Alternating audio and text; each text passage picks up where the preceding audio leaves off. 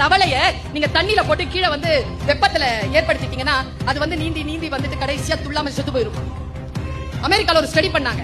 இப்ப நீ சொல்லு, இப்போ ஒரு தண்ணி தொட்டில நான் தவளைய போடுறேன், கீழே ஒரு அடுப்ப வைக்கிறேன்.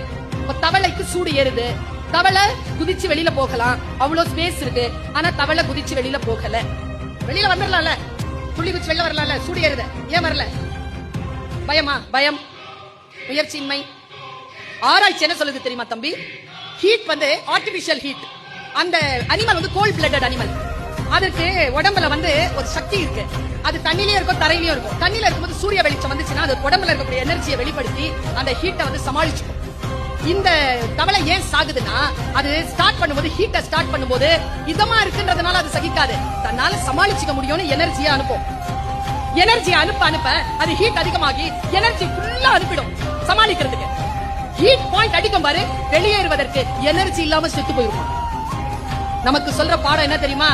சமாளிச்சுக்கலாம் சமாளிச்சுக்கலாம் சமாளிச்சுக்கலாம் இருக்காத. ஃபர்ஸ்ட் ஹீட் ஹிட் பண்ணும்போது டக்குன்னு எழுந்துச்சு எனக்கு இது பிரச்சனை இருக்கு என்று சொல்லக்கூடிய அந்த வாய்ப்பை நீ பெற்றுக்கொள். அது உன் ஆசிரியராக இருக்கலாம், உன் பெற்றோராக இருக்கலாம். எதையேனும் பயன்படுத்தி என் குழந்தையை வாழ்க்கையில் நீ ஜெயிக்க திறந்தாய் என்பதனை இந்த உலகத்திற்கு திரும்பி பார்த்து சொல்லிவிட்டுதான் இந்த உலகத்தை விட்டு நாம் போக வேண்டுமே தவிர அதற்கு முன் இந்த உலகத்தை விட்டு போவதற்கு எந்த ஒரு சூழ்நிலையையும் அனுமதிக்க கூடாது.